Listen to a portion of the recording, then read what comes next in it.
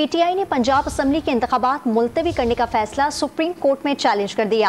वज़ीर-ए-आज़म, निगरान वज़ीर-ए-आला पंजाब और चीफ इलेक्शन कमिश्नर के खिलाफ तौहीन अदालत की दरख्वास्त भी दायर कर दी गई है। PTI ने पंजाब असम्बली के इंतखाबात मुलतवी करने का फैसला सुप्रीम कोर्ट में चैलेंज कर दिया।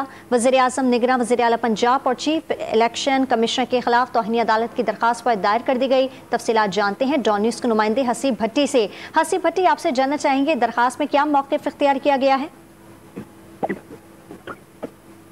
PTI की जानिब से जो 90 रोज के अंदर जो अदालती अहकामात पर उस पर अमल दरामद न होने के हवाले से और इसके साथ साथ जो आइन ने पाकिस्तान के अंदर जो मुद्दत दी गई है किसी भी असम्बली के इख्तिताम पर या उसे ख़त्म करने के बाद इंतखाबात कराने की, उस हवाले से हवाले दिए गए हैं। दरख्वास्त जो है वो Sabtain Khan speaker Punjab assembly, Mushtaq Ahmad Ghani speaker Khyber Pakhtunkhwa assembly और उसके अलावा पाकिस्तान तहरीक इंसाफ सेक्रेटरी जनरल तहरीक इंसाफ मियां महमूद रशीद और अब्दुल रहमान खान की जानिब से ये दरख्वास्त जमा करवाई गई है।